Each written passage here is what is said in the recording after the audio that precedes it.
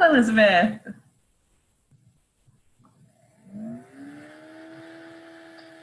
Hello. Welcome. So we are waiting on a couple more of our registrations to come in, but while they do, I'm going to do my brief introduction to our program, and then we will get started. All right. And I've got it's saying both with my phone and can you hear me? Okay. But I wanted to try to screen share with when I do the reading from my laptop. So I don't know if that's going to work or not. I haven't done this before. Double check. But you can hear me. Yep, I can hear you just fine. Yep. Because when I did one a week or so ago, the audio from my laptop wasn't very good. So someone suggested that I use my phone, and but screen sharing to show illustrations from the book would be easier on my laptop. So can we just test a quick screen share? Of course. So let's see here. Oops, hold on. Yeah, mute. I don't want.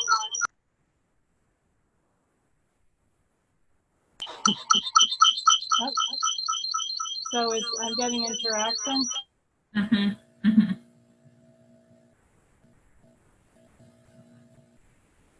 Down. Oh. I can see on my. I can see. That's just not going to work. So we are getting some feedback. I've muted you just for now, Elizabeth. If you actually mute your volume on the computer, I think that will stop the feedback.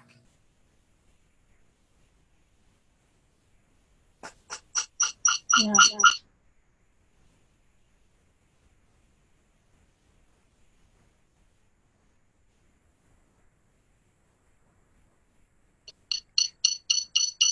It sounds like it does.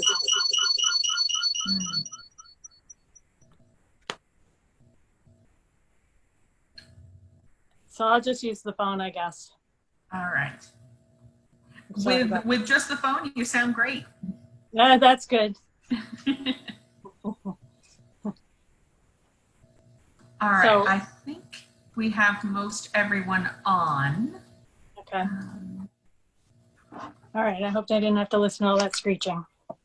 I tried to mute us as much as possible so that we had not too much of feedback, but yeah, I get it. It's hard. Yeah. Okay. I'll have to try. Right. I'll have to test that at another occasion. Not a problem. But we're all still getting used to all of this virtual programming. Yes. Perfect. So it is just a few minutes after 5 o'clock, so we are going to get started. I'm going to welcome everyone first of all. Thank you so much for joining us. My name is Nicole Carpenter. I'm the Director of Programs and Education at the Westport Museum for History and Culture. If you do have any questions or comments during our program tonight, I do ask that you enter them in the chat option on Zoom. We will come back to them at the end and we will try to answer all of your questions and address your comments. So as always, we want to thank you, the museum staff, and I want to thank you for your support, for your continued support during this time. We do, as always, have a suggested donation of $5 to support us during this time, but of course we understand it's a difficult time at the moment. So please support us in any way you can, whether it's a donation or some likes on social media. You can follow us and like us on Facebook and Twitter at Westport History, or on Instagram at Westport History Museum. So tonight we are joined by Elizabeth Normen. She's the publisher of Connecticut Explored, the magazine of Connecticut history. Fabulous. There's a summer issue hot off the press. It's celebrating 100 years of women's suffrage. Very good. She also has the book Where I Live, Connecticut, which is suitable for the 3rd grade to 4th grade. She has also co-edited African American Connecticut Explored, a book of 50 essays by 30 scholars, which is related to the 400 years of African American history in Connecticut. She also contributes to Grating the Nutmeg, the podcast of Connecticut history, which I just love. Tonight, Elizabeth is joining us to discuss the book Venture Smith's Colonial, Connecticut. So welcome, Elizabeth. Thank you. Glad to be here. Thank you for the invitation. Ramin and I have done a couple of things together, so this is very nice. Most recently, an op-ed piece in the Hartford Courant back in February. We've been both very interested in the story of Black suffrage in Connecticut, a story we both feel, I think I can say that, speak for her, is undertold, especially as we celebrate women's suffrage. So we'll have to look for that. So it's been great to collaborate with the Westport Museum. Thank you so much. So I'm going to turn it over to Elizabeth for just a bit to discuss her book, and then I will be back to moderate any questions that we have for the evening. So I'm going to turn it over to you, Elizabeth, to walk us through Venture Smith Colonial, Connecticut. All right, so you had asked me to just spend a few minutes kind of talking about how the book came to be and what it's all about, and then do a reading, a short reading. Yes, please. Yeah, so as was said before, we started with a book for, let me back up. So state of Connecticut in 2015, they adopted new social studies framework. So as everybody knows in Connecticut, every school district decides its own curriculum, but the state had created an updated set of recommendations about what should be taught and how it should be taught and some of the themes of what should be included in the social studies curriculum. And we were particularly happy as the Magazine of Connecticut History that they recommended the use and the incorporation of Connecticut history wherever possible and throughout. So at various couple of different points in the K-12 curriculum really touches more closely on Connecticut or opportunities to study Connecticut. The first being 3rd grade, a little bit before that, but 3rd grade is all about our state and our town, yesterday and today. And we were hearing from 3rd grade teachers in particular that there really wasn't, they were struggling with, they wanted to create their own curriculum, so they didn't want a curriculum, but they were struggling with what their kids would read. And so we worked with 2 curriculum specialists, one from West Hartford and one from Simsbury, to create a book. It's available in print, it's available online for free. Book copies are $5 a piece, called Where I Live, Connecticut, and it's a whole social studies book. So it covers the history, geography, civics, and economy of Connecticut.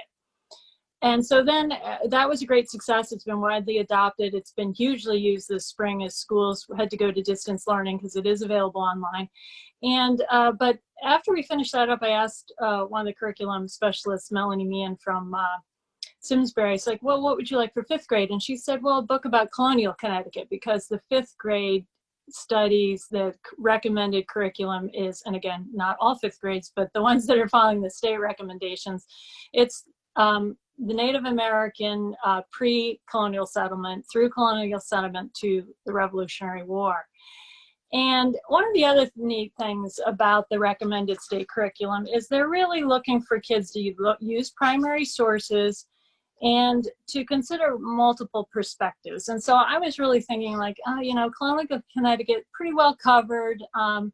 What is not out there? What's the story that's not told? And I thought about, from when we did African American Connecticut Explored, I thought about the story of Venture Smith, because Venture Smith, and I'm going to tell you a little bit more about this, but he published his narrative in 1798 in New London, Connecticut, and it's the earliest of 5 published narratives by formerly enslaved people in Connecticut. So we have this story that Venture tells of his first-person experience in colonial Connecticut.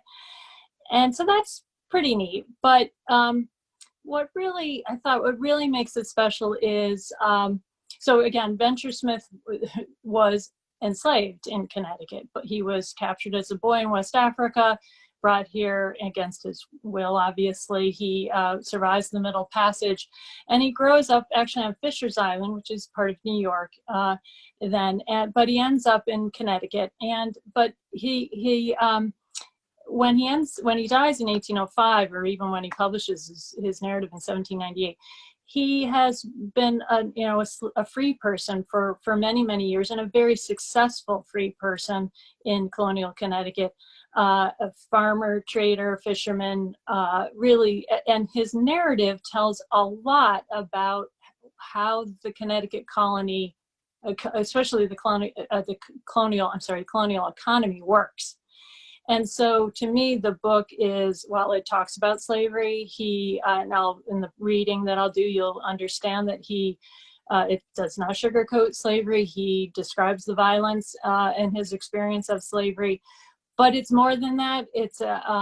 He also, you can learn a lot about the colonial Connecticut from him. It's so rich, and there's so many different aspects of colonial Connecticut that you can learn about from his book, so from his words. So that was my idea. So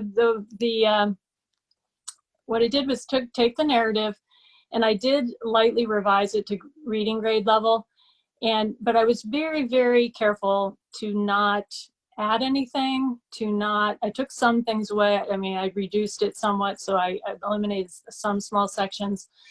But I paraphrased certain sections, but I tried to stay very true to what he said. So I had, one teacher said, "Oh, could you add some dialogue?" And I was like, "Well, I'm not a novelist. I am not even a historic novelist. So I'm not gonna, and I'm a historian. So I do not want to add things that Venture did not say himself. So it was very important to me to stay very true to his words." But so in order for kids, though, to be able to know when they're reading his words and when they're reading my version of his words are always shown in bold, and anything I've paraphrased is shown in regular type.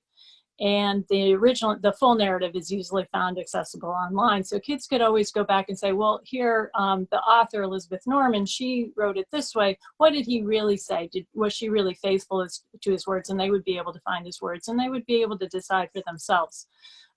So that's something I hadn't seen before, but that I felt was an important way to have kids work with a primary source document, a primary source, but with something that was more accessible. Then the other thing, you see this image on the cover, and there's several inside.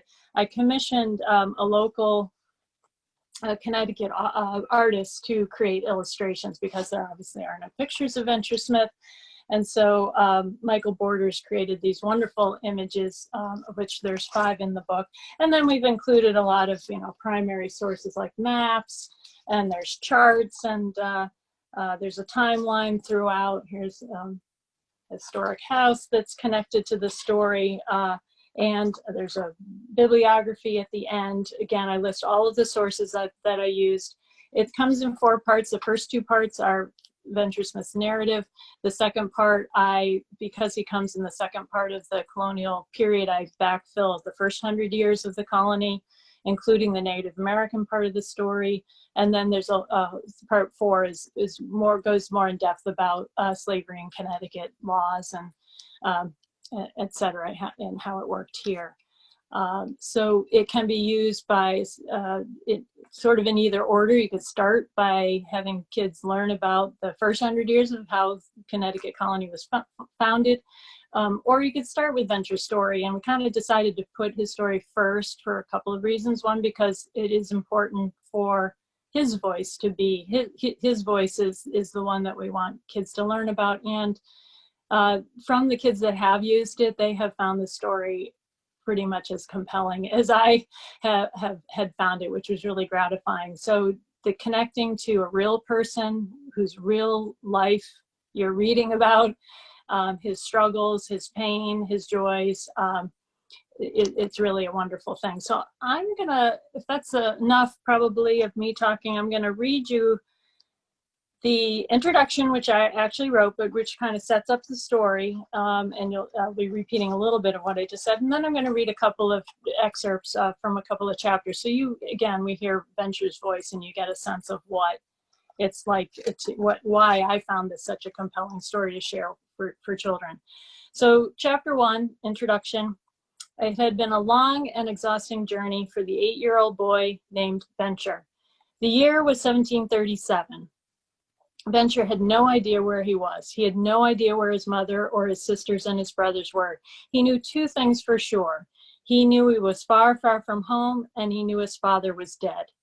Over the last few months, Venture had experienced many new and traumatic things. He had a new name. He had seen the sea for the first time and had been on a ship. He was learning a new language. He had been on a long voyage, leaving his home in West Africa, far behind. The journey had taken more than 3 months. Many people had been very sick on the voyage. People often get seasick on boats, especially their first time, but the people had caught something worse, smallpox.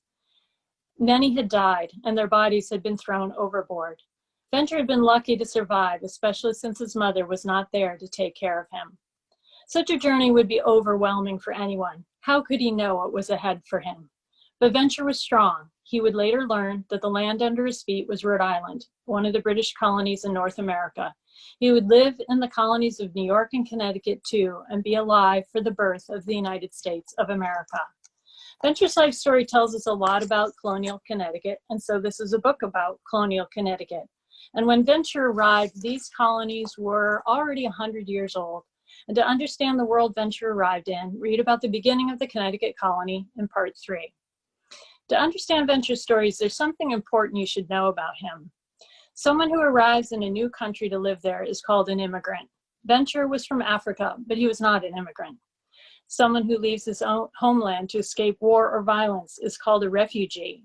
Venture left a home destroyed by war, but he was not a refugee. Venture was a spoil of war. I put that in quotes. An invading army had overtaken his village. The soldiers had murdered his father right before his eyes. He had been captured and separated from his family. His captors enslaved him. He was now the invader's property. He could be bought and sold just like a cow or a coat. The army had marched its captives to the coast, and there he was sold to an American sailor. The sailor now decided what happened to Venture. The sailor decided to take the young boy to America. In Venture's mind and in his heart, he was not a slave. Though it would take a very long time, he would make his way back to freedom. We know Venture's story because he told it to someone who wrote it down and helped him get it published. A narrative of the life and adventures of Venture, a native of Africa, but resident above 60 years in the United States of America, related by himself, was published in 1798. It's the earliest of 5 true Connecticut stories published by formerly enslaved people. Venture tells us about the cruelty of slavery. Slavery did not just happen in the South. The northern colonies had slavery too. Venture tells us how one small boy grew up against great odds to become a successful landowner, farmer, and entrepreneur. Venture will tell you his story starting with his early childhood in West Africa, and the words in bold are Venture's own words. Words that are not bold are reworded so the story is easier to follow. As much as possible, you will read Venture's own words, and they were recorded and published in 1798. Venture was an old man when he told his story. He was nearly blind. We don't know if the recorder changed any of Venture's words or changed his story, though the narrative says nothing is added to what he related himself. We can only hope that his words were written down faithfully. So I'm going to skip ahead to chapter 5. And again, these chapters are ones that I devised to break up the narrative and make it a little easier for kids to follow. So this starts, you can see that, Venture in Colonial America, chapter 5, Venture comes of age. So now these are Venture's words. The first of the time of living at my master's own place, I was pretty much employed in the house at carding wool and other household business. In this situation, I continued for some years, after which my master put me to work out of doors. So again, he's on Fisher's Island, which was owned by Governor Winthrop and his family, but was being farmed by the Mumford family. Let me back up a second. The sailor who bought the boy who became known as Venture, his name was Brotier when he was born, gave him the name Venture, was Robinson Mumford. And Robinson died just a couple of years shortly after he brought Venture to America. So he was then owned by Robinson's father, George Mumford. And beginning in 1740, when he was about 11, Venture lived on Mumford's family farm on Fisher's Island, which it's off the coast of Connecticut, very close to New London and Stonington, where he would later live. And he spent the next 15 years there and grew to be a man. So this chapter, as I started, is when he's first there, and it tells you about the kinds of work that he was doing and what his life was like. So he's a 11-year-old boy.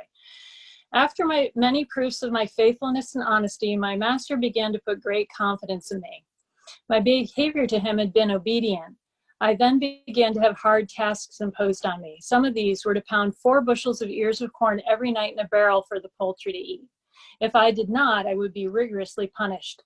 At other seasons of the year, I had to card wool until a very late hour. One day I got into trouble, the worst I'd been in since I came into this country. It happened because I served 2 masters. Sometimes when my master had gone from home in the morning and given me work to do that day, James Mumford, my master's son, would order me to do this and that business different from what my master directed me. One day my master's son came up to me big with authority and commanded me very arrogantly to quit my present business and go directly about what he should order me. I replied to him that my master had given me so much to perform that day and that I must therefore faithfully complete it in that time. He then broke out into a great rage, snatched a pitchfork, and went to lay me over the head with it. But I soon got another and defended myself with it, or otherwise he might have murdered me in his outrage.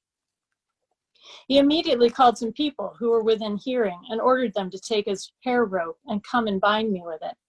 They all tried to bind me, but in vain, though there were 3 assistants in number. My upstart master then quit, put his pocket handkerchief before his eyes, and went home with the design to tell his mother of the struggle with young Venture. He told her that their young Venture had become so stubborn that he could not control him, and asked her what he should do with him. In the meantime, I recovered my temper, voluntarily caused myself to be bound by the same men who tried in vain before, and carried before my young master that he might do what he pleased with me. He took me to a gallows made for the purpose of hanging slaughtered cattle on, and suspended me on it. Afterwards, he ordered one of his hands to go to the peach orchard and cut him 3 dozen of whips to punish me with. These were brought to him, and that was all that was done with them, as I was released and went to work after hanging on the gallows about an hour. Chapter 6.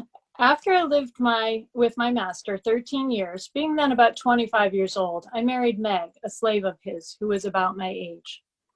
My master had an indentured worker, a certain Irishman named Hetty, who about that time formed a plan of secretly leaving his master. After he thought about it for a while, he suggested it to me.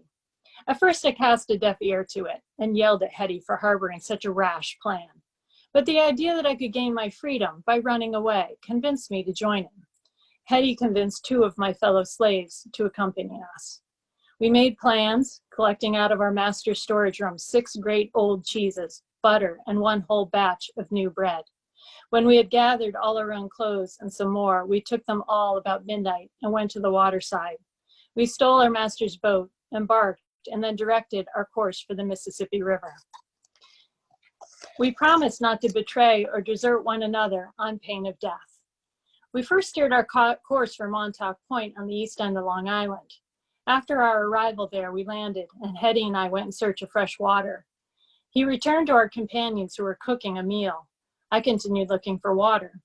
I returned to my fellows not long after. They informed me that our clothes were stolen out of the boat, but didn't know who was the thief. They suspected Hetty, as he was missing. I yelled at the 2 fellows for not taking care of our things and sent them in search of Hetty. They overtook him in Southampton and returned him to the boat. I then thought I might be rewarded for returning him to my master. We returned to Fisher's Island. I informed my master that Hetty was the ringleader of our revolt and that he had used us ill. He immediately put Hetty into custody, and myself and companions were well received and went to work as usual. Not a long time passed after that before Hetty was sent by my master to New London's jail.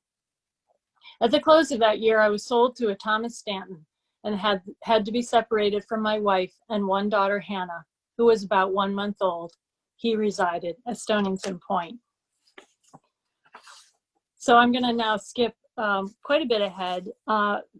Venture does finally get his freedom. A lot happens in between, as you can imagine. He has 3 or 4 masters in the meantime. He earns the money to buy his own freedom and that of his wife and children. And he earns enough to buy land, more than 100 acres in Haddam Neck, which is part of Haddam, Connecticut. The Revolutionary War has been won and he is a free man. And at the end of his life, he writes, "Since my residence at Haddam Neck, I've owned not less than 20 boats, including canoes and sail vessels. These I mostly employed in the fishing and trading business, and in these occupations, I've been cheated out of considerable money by people whom I traded with, taking advantage of my ignorance of numbers. I am now 69 years old, though once straight and tall, measuring without shoes 6 feet, 1.5 inches, and every way well proportioned. I am now bowed down with age and hardship. My strength, which was once equal, if not superior to any man whom I have ever seen, is now enfeebled, so that life is a burden, and it is with fatigue that I can walk a couple of miles, stooping over my walking stick. My eyesight has gradually failed till I am almost blind, and whenever I go abroad, one of my grandchildren must direct my way. For many years I have been much pained and troubled with an ulcer on one of my legs. But amidst all of my griefs and pains, I have many consolations. Meg, the wife of my youth, whom I married for love and bought with my money, is still alive. My freedom is a privilege which nothing else can equal. Despite all of the losses I have suffered by fire, by the injustice of knaves, by the cruelty and oppression of false-hearted friends, and the deceitfulness of my own countrymen, whom I have assisted and redeemed from bondage, I am now possessed of more than 100 acres of land and 3 habitable dwelling houses. It gives me joy to think that I have and that I deserve so good a character, especially for truth and integrity." And that is the end of his narrative. And it's really, I hope you get a sense of how compelling it is, and also a sense of, and there's so much more, the many things that he does, the work that he does, the experiences that he has, a lot of buying and selling of land. Interestingly, land deeds are all in the land records in Haddam. Lots of historians have worked to really fill in the blanks and uncover his story, and with wonderful results. So that I think it really is a wonderful opportunity for our kids to learn about the founding of Connecticut in really a new and much more fairly represented way. So I'll give it back to the museum. So I did have one question, actually, as you were speaking about the land deeds, Elizabeth. Are there other primary resources besides the narrative and these kind of land records that you mentioned that lend themselves to Venture's story? There are definitely the land deeds, I would say, are the main source of documentation, because they show, and there's also a few other kind of legal documents and records of that kind. I'm sorry, just had a thought of what else is there. The East Haddam Historical Society has a chest that came down through the family, and their graves are in the First Church Cemetery in East Haddam, so you can see their gravestones, both Meg and Venture. And Carl Stofko, who's the town historian for East Haddam, has spent a lifetime. He's kind of known as the genealogist. He had the person with the most information, the most knowledge about the Venture Smith and his family. He's followed successive generations. There's a Venture Smith Day every September that Carl organizes, and the town and descendants come back to that. There was a big group of descendants this last year, which was really wonderful. Other kind of primary source documents. just kind of drawing a little bit of a blank on some other examples besides land deeds. But there's lots, there's lots and lots of scholarship that's been done. If people want to go search for it, they will find many wonderful scholars have worked on this.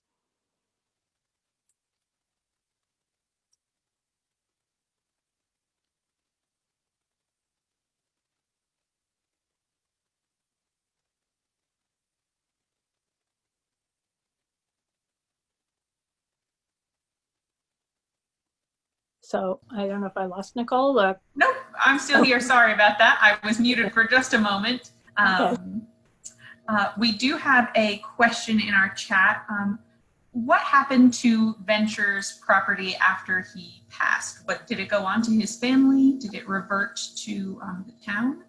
He gave about 3 acres of it to his son Solomon. That's his youngest son. He had 4 children. 2 predeceased him. 2, Cuff and Solomon, survived him. And so at least Solomon retained some of the land, but he, as he got older, into his old age, he was not able to work. You can tell in his own narrative he's becoming infirm. So land was being sold off and being used to pay debts. As he got it, there's no Social Security in that period. There's no social safety net. Solomon does retain some of that. It ends up really more recently, it became the site, Haddam Neck became the place where there was so it's owned by the state, owned by the state. There was the nuclear reactor plant there. And so it's not accessible. That was decommissioned, but the land, I think, is still not accessible.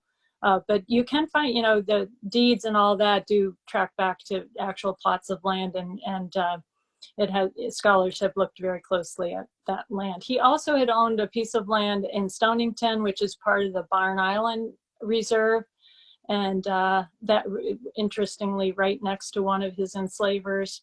So there's a number of different pieces of land. The mystery piece is, I believe Carl would agree, is they have not found where he spent quite a bit of time on Long Island, and what land he owned there and bought and sold is not, and what town he lived in has not been found, has not been recorded. They haven't found land deeds to back that up.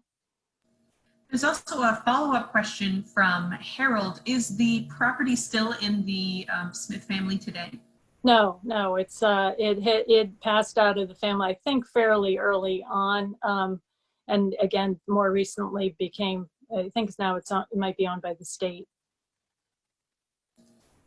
We also have another question asking about what happened to Venture's wife and also his children after he passed. Also, did his wife outlive him, and what became of her?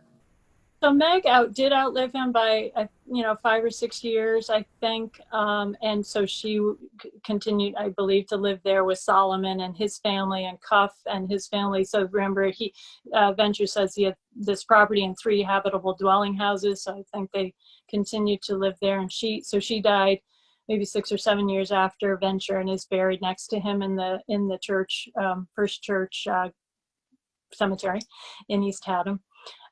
Which is right across. They lived in Haddam Neck, but it's right across the Salmon River, so they must have worshipped there. And that church actually was built in, I want to say, 1795 or so. So it was there. It was extant when Venture and Meg would have been parishioners there, which is pretty neat. Carl Stoffo again is the expert on all of these questions. Was there another part to that? Solomon and Cuff. Well, there are now descendants, and Carl has mostly, I think, located and identified descendants from Solomon's line. Some of the, I think, some branches of his family end up in Middletown, and I was just talking to Bill Sullivan, who teaches at Suffield Academy, and Solomon's wife Tamar, she was either from Suffield, I think. So there's that genealogy. Carl has lots of information about what happened to subsequent generations. And we do have another question from Sarah as well. asking whether Venture's family went on to free even more enslaved people after they had been freed. I don't know the answer to that. So Venture was, he died in 1805. So Connecticut, after the Revolutionary War in 1784, they adopted a gradual emancipation law in Connecticut, which said that anyone born after 1784 to an enslaved person would be free when they were 25 years old. So the law didn't it didn't free any enslaved people immediately, only babies born after that date when they got to be 25.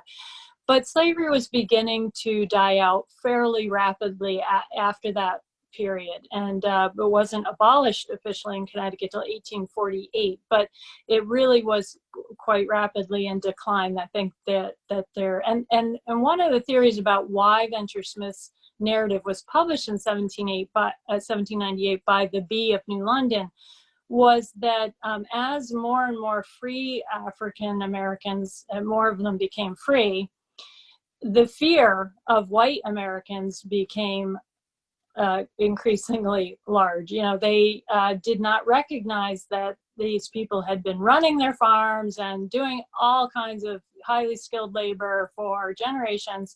Somehow had this idea that once enslaved people were free, they were going to be a burden on society, and they weren't going to be able to take care of themselves, which just couldn't be further from the truth. Again, so Venture's life and his story really illustrates how industrious a person, and formerly enslaved person, can be. And one of the theories of why it was published when it was to illustrate just how productive and members of society African Americans were as free people, just like anybody else. Which, of course, today we're like, yeah, of course, that's like that's a no-brainer. But in the time, it was a very racist time, and that was a case that needed to be made, and Venture really makes that case. Are there reactions from the 18th century and later the 19th century on Venture's narrative? Well, it does get republished later in the 1800s, and it really has been available and known throughout for years, and throughout this whole time, I think. So it wasn't like it was locked away and it was rediscovered more recently, and I think that's an indication really of how compelling a piece it is. I don't know in the early Republic period what the reactions were, but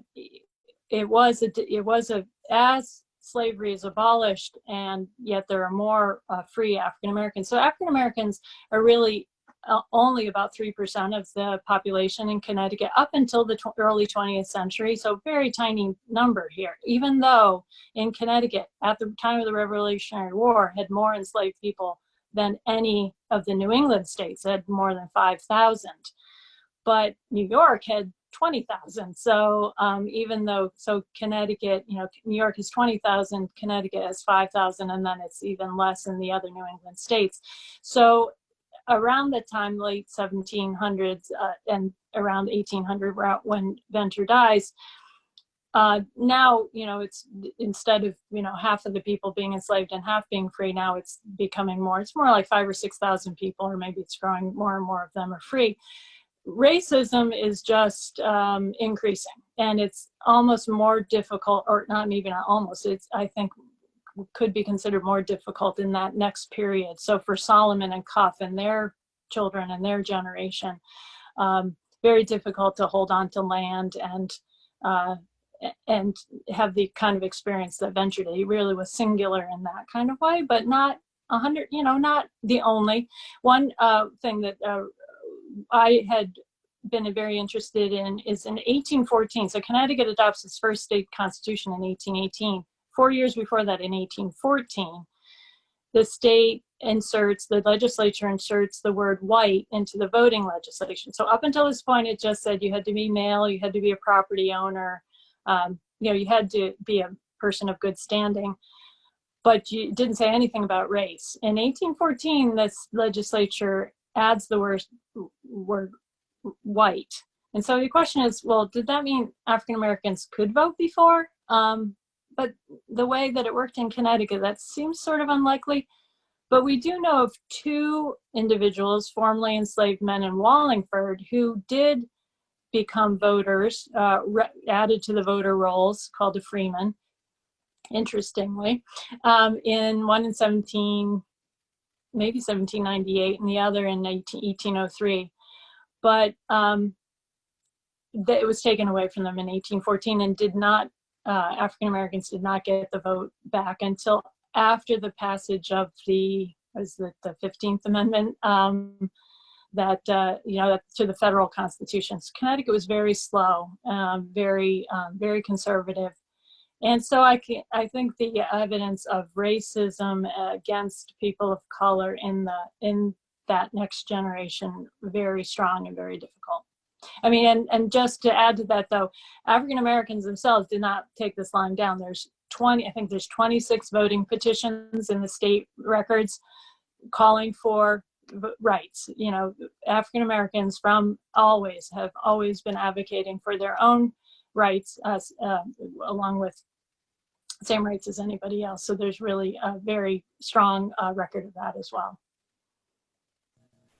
And then our final question, we do have what lessons we should take from the book today, and someone is wondering whether you had fun writing your book.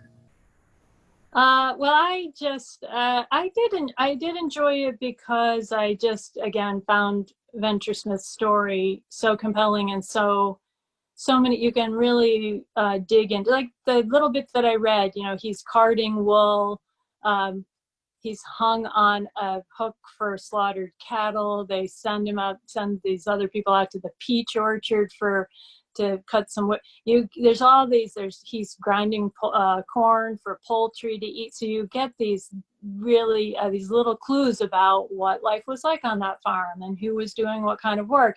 The Irishman Hetty, who's an indentured servant. So you've got indentured Irishmen working alongside enslaved people. There's so many interesting things to tease apart in this story. And there's so much more. I've only, given you a fraction of it.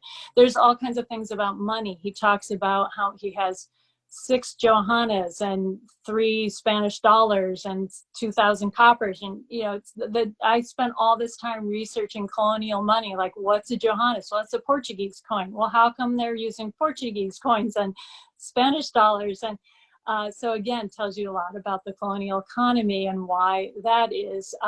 There's lawful money.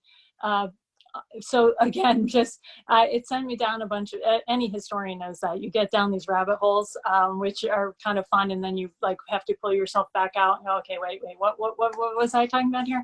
I really enjoyed working with Michael Borders on the illustrations, and just pulling all the pieces together of it. And also I was very committed to, I sort of made a late choice to include the Native American story in this. I'm not an expert in that area, and there's a lot of sensitivities there, which I've probably breached, but I worked and had some readers help me, sensitivity readers and scholars help me with that area. But I thought, we've mostly learned about colonial Connecticut from the Puritan settlers.